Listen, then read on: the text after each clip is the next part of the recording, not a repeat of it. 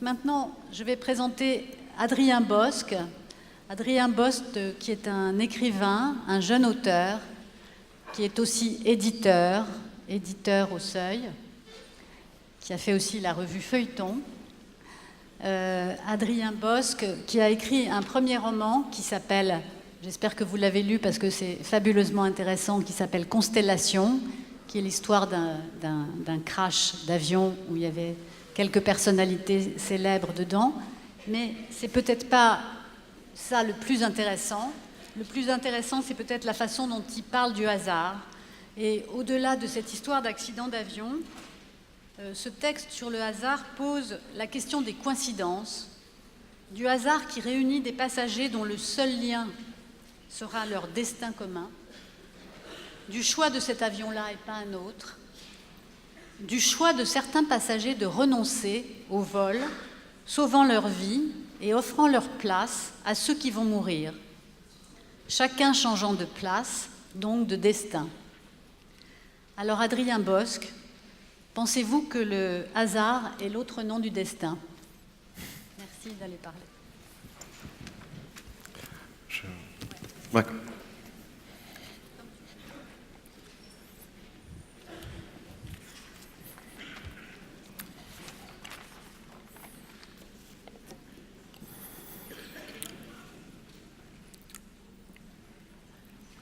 J'ai intitulé ce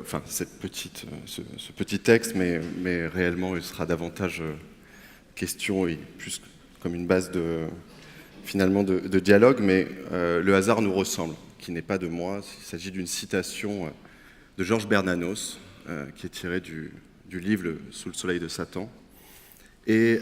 qui résonne particulièrement dans mon travail, et donc je vais essayer de m'en expliquer. En aucun cas, je ne me considère mon travail comme celui d'un spécialiste. Néanmoins, il me semble que l'écriture, du moins dans mon cas, consiste à provoquer, à alimenter, à générer et à faire converger le hasard en un roman. Il s'agit en soi du dispositif romanesque et faire converger ce hasard dans ce dispositif. Cela va de pair avec le statut de l'écrivain. L'unique peut-être mission que je m'octroie, s'il y en a une, avec, disons, cette charge d'écrivain, serait de venger nos existences de l'absurde marche du monde, de la gratuité des événements, de la dramatique violence d'événements qui nous sont forcément exogènes et dont nous ne maîtrisons jamais le cours. Écrire peut-être, toujours dans mon cas,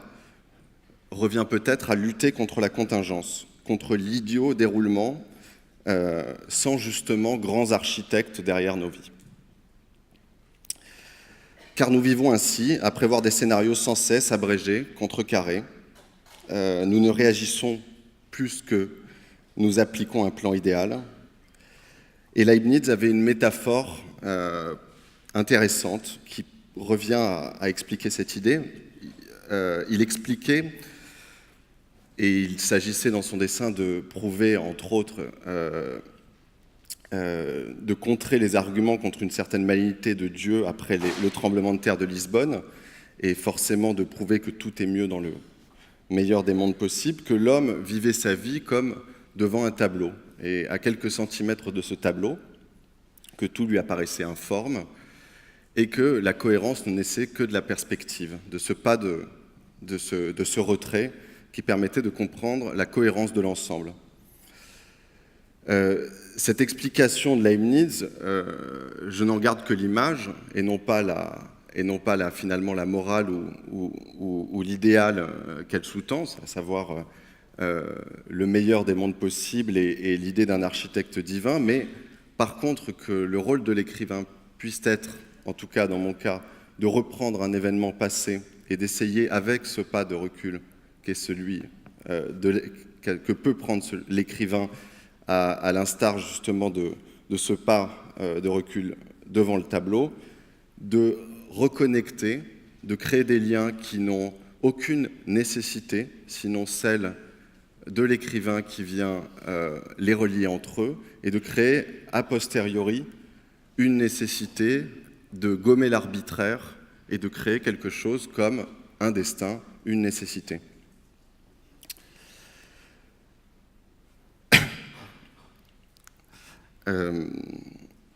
Alors, il s'agit aussi d'expliquer que ce jeu de liaison, et effectivement, mon roman s'appelle Constellation pour plusieurs raisons. Une raison évidente étant le nom de l'avion lui-même, et là, peu d'invention. Et l'autre qui me semble plus importante et qui sous-tend le projet du roman, de reconnecter des vies entre elles, des vies fauchées par le destin justement, de les reconnecter un peu comme ces constellations et ces points qu'on relie dans le ciel, mais aussi comme peut-être ces cahiers de coloriage d'enfants, et de former une image, une seule et même image. Et il paraît évident quand on écrit ce type de livre et quand on reprend à sa charge un événement passé qui n'est en rien lié à notre vie, que peu à peu, ce qui s'inscrit, c'est davantage un trajet personnel qu'une objectivité de cette nouvelle architecture du passé. Il ne s'agit en rien d'une idée fixe sur une nécessité de venir comme ça désigner peut-être le coupable, celui qui serait à l'heure de son destin, mais justement de recréer à travers ces liens une image personnelle qui, indirectement, en creux, représente le portrait robot de celui qui écrit par ses obsessions, le hasard étant aussi collecté via les obsessions, via les lectures. Et donc, cette idée même de Bernanos que le hasard nous ressemble, je la traduis de cette manière. Je ne sais pas si c'est le sens profond, en tout cas, de cette phrase de Bernanos, mais il me semble que cette idée que le hasard nous ressemble revient, en tout cas dans mon cas, à expliquer que le livre, tout aussi distancié qu'il peut paraître par l'événement, finalement apparaît comme un livre d'autant plus personnel qu'une forme d'autofiction ou qu'une forme d'autobiographie. Je souhaitais prendre plusieurs exemples de ces idées, et il me semblait que l'intitulé de cet après-midi, qui était sur cette idée de faire jaillir le hasard, était à propos. On crée un dispositif. Dans mon cas, il s'agit d'un roman. Tout à l'heure, j'entendais l'une des citations qui parlait de finalement ce matériel obligé de l'écrivain, à la différence du peintre. Évidemment, le dispositif formel est le même. Ensuite, il y a d'autres matériaux qui se joignent. Le papier ou la page elle-même reste la même, mais les matériaux, entre autres dans mon cas, celui qui est malléable et sur lequel repose mon travail est un matériel historique, composé de faits, de documents qui sortent de cette idée d'un roman qui ne se définirait que par la forme de la fiction, mais qui s'accole au réel pour en faire jaillir justement l'imprévu, le provoquer. D'abord, je parlerai via un exemple de ce jaillissement du hasard, et puis je parlerai ensuite de l'inscription personnelle de ce hasard, cette forme d'autoportrait à travers des faits qui nous sont pourtant si éloignés. Et pour revenir donc sur ce livre en préambule, il s'agit donc effectivement d'un livre sur un accident d'avion en 1949, dans lequel se trouvaient effectivement plusieurs personnalités, dont la plus connue étant Marcel Cerdan, mais il y avait cette violoniste Ginette Neveu, mais aussi un peintre comme Bernard Boutet de Monvel, et des anonymes qui avaient tous une vie stupéfiante, une sorte d'aspect romanesque comme ça de l'existence qu'on constate tous, comme ces petites biographies que l'on peut lire actuellement sur des sites comme celui du Monde, sur ces vies qui ont été fauchées un 13 novembre et qui ont toutes une puissance de vie et qui rejoignent cette idée que l'on retrouve chez Appelfeld dans un texte qui s'appelle « Vers Prague et retour », où il dit « Le réel est toujours plus inventif que la fiction ». Et cette idée-là, il me semble que les courtes biographies, les esquisses qu'on peut lire actuellement, mais elle s'appliquerait à n'importe quel événement, prouve, il me semble, comme une expérience, à chaque fois, que le romancier est presque déficient à se mesurer au réel, que s'il devait inventer de toutes pièces ses vies, elles paraîtraient parfois invraisemblables pour l'écrivain et pour le lecteur. Donc pour ces deux exemples, alors pour cette idée du jaillissement du hasard, j'aimerais revenir sur une autre idée forte qui me semble être expérimentée par tout écrivain ou même chercheur, historien, à savoir que plus on cherche, plus on trouve. C'est une évidence, mais cet invraisemblable jaillissement parfois de la recherche, à partir du moment où on s'intéresse à un fait, la multiplicité et les chambres d'écho qui s'ouvrent au fur et à mesure de la recherche. Dans mon cas, il a fallu même, à la fin de la partie de recherche, puisque l'écriture du roman s'est faite comme ça en 2 temps, stopper cette recherche parce qu'elle devenait trop foisonnante, parce qu'elle m'effrayait par certains aspects, et parce que je souhaitais même en sortir. Et elle a commencé d'emblée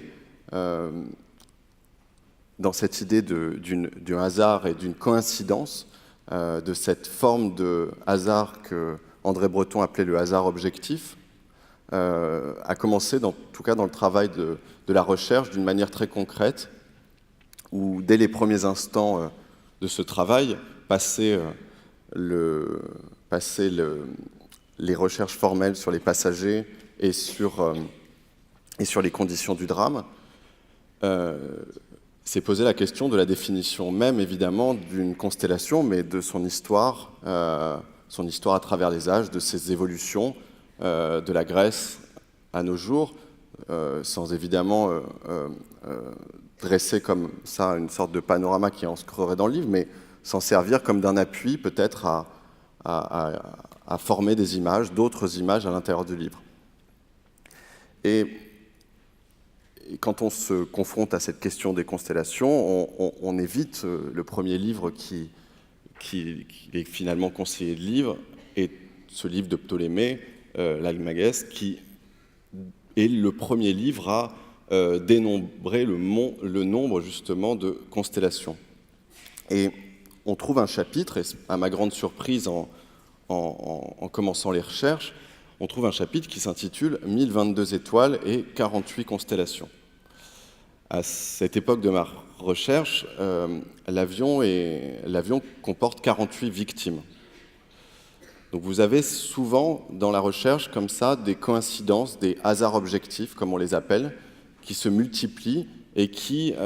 ouvrent d'une certaine manière la porte du doute, posent la question du destin, vous posent la question de votre propre appel à un texte. Dans ce cas précis, c'était 48 victimes qui répondaient à 48 constellations. Évidemment, ça n'est qu'une forme de coïncidence pour l'écrivain, mais qui dénote, en tout cas à l'instant de la découverte. J'en viendrai à un autre exemple qui est dans mon cas le choix de sortir de cette forme de coïncidence, puisque c'est un livre qui, au travers de ces coïncidences relevées, crée un questionnement sur cette notion de hasard objectif. Après avoir mis un point final au livre, à l'avoir commencé à même travailler sur les épreuves de ce livre, en me promenant et dans le bac d'un bouquiniste, je trouve l'édition poche chez Point, je crois, du journal du deuil de Roland Barthes. Et sur cette couverture est reproduit un fac-similé du journal de Barthes, daté du 27 octobre. L'avion s'est crashé dans la nuit du 27 au 28 octobre. Alors évidemment, cette date-là, pour moi, clignote un peu rouge. Et lorsque j'ai finalement acheté, évidemment, le livre, que j'avais lu à un temps, tout comme certains indices qui se retrouvent dans le livre et que j'ai dû revoir, comme cette phrase, une phrase chez Pérec, je me souviens que que Ginette Neveu est morte dans le même avion que Marcel Cerdan. Ces phrases qui, comme ça, me revenaient. Et dans ce cas du journal du deuil, comme vous le savez, il s'agit du deuil de sa mère au Pays Basque et de ce journal qui est tenu par Roland Barthes. Et en ouvrant le journal et en cherchant autour du 27 octobre, il explique à ses amis qui lui demandent comment il va, il répond « je marine ». Et il se trouve que tout un chapitre, et qui était un réel questionnement, au moment où l'avion disparaît, il est dit à la tour de contrôle que sans doute l'avion s'est abîmé en mer. Et j'avais eu une envie d'écriture qui était celle de finalement essayer de faire une sorte d'inventaire, de travailler autour de la poésie de ces verbes et mots marins, de ceux qu'on entend et qui ont la spécificité de ce lexique d'initié, et qui a une poésie intrinsèque, ne serait-ce que dans son énonciation. Et ces mots et verbes marins, pour moi, résonnaient dans ce je marine et dans cette tristesse. Donc il s'agit évidemment de jaillissements qui ne sont propres qu'à l'écrivain, mais qui comptent en tout cas réellement dans mon cas. Sur cette question de la recherche, quand ce livre a été publié, finalement, j'ai pu, au fur et à mesure des rencontres aussi, rencontrer d'autres écrivains que j'ai pu admirer, comme entre autres Patrick Deville. Et Patrick Deville a cette idée assez forte qui me semble, en tout cas que je partage et que je sens dans l'écriture, que finalement ces romans sont comme de grands théâtres d'ombre, que dans certaines pièces, des personnages ont le premier rôle, d'autres sont figurants. Et puis, dans un second roman, une seconde pièce, ils prennent le premier rôle, les autres passent en figuration ou en second rôle, et on les voit ne serait-ce que pour 2 lignes ou pour un long dialogue. Et j'ai pu le constater au point d'être convaincu de cette notion de jaillissement du hasard, au point de constater actuellement sur l'écriture d'un livre que cette notion de liaison, de recréer a posteriori des liens entre des personnages réels et à la fois construire comme une architecture du destin, mais aussi de se placer comme metteur en scène de ce destin, est particulièrement pertinente dans l'écriture. Au point actuellement d'avoir,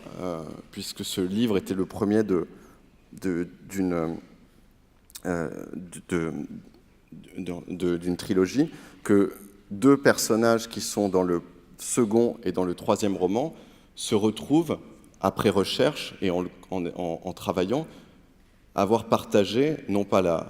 le même appartement, mais à quelques mois différents, l'avoir partagé, c'est-à-dire se retrouver dans le même immeuble en recherchant à cette adresse-là, qui est une adresse à Marseille, l'un des personnages, ils n'ont aucun lien entre eux, et le locataire qui laisse l'appartement au suivant. Et cette idée-là que finalement on vient recréer un lien, on vient créer quelque chose comme une forme de destin, me semble au cœur, en tout cas de l'écriture et de la mienne. J'essaierai de faire plus rapide, mais je voudrais revenir sur la notion de synchronicité des événements. Parce que c'est au cœur aussi de ce hasard qui nous ressemble, de ce jaillissement du hasard. À l'intérieur du livre se trouve, pour sortir presque de ce roman, de ce cercle de la mort, un post-scriptum qui semble, à première vue, n'avoir rien à voir, et qui est consacré à Blaise Cendrars et à son mariage en Suisse, qui est intitulé « Le mariage des vieux amants », car ils sont déjà assez âgés, avec Raymond du Château, son aimé de toujours, à Sigrisville, dans le Haut-Berland. Et il s'agit pour moi, et je rejoins ces jaillissements que l'on reçoit en tant que dans sa recherche, il s'agit d'un chapitre qui est né à la suite, comme ça, d'une coïncidence, d'un hasard objectif, en attendant quelqu'un et en feuilletant le fascicule des entretiens à la radio suisse romande de Blaise Cendrars se trouve une chronologie dans ce fascicule,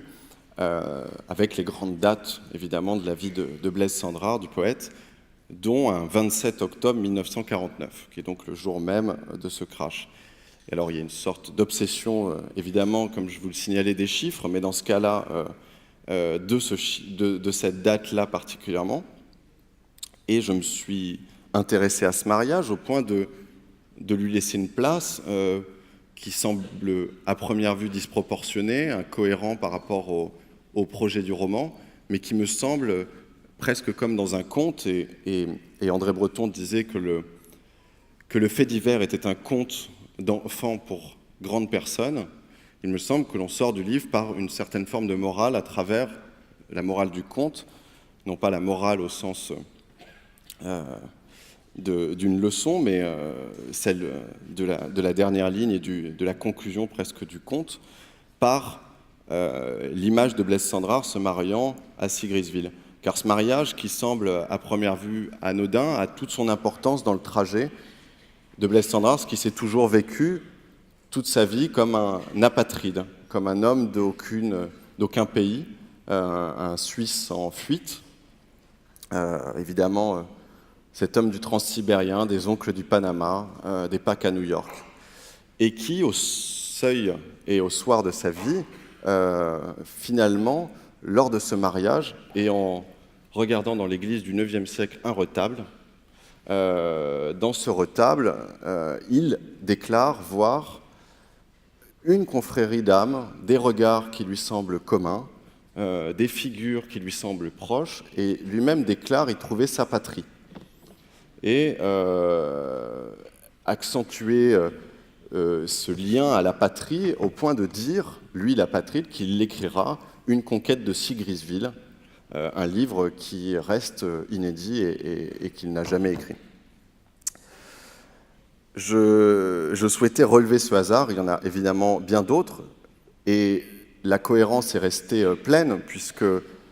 il faut savoir que la notion de constellation chez Blaise Cendrars est fondamentale, au cœur de son travail,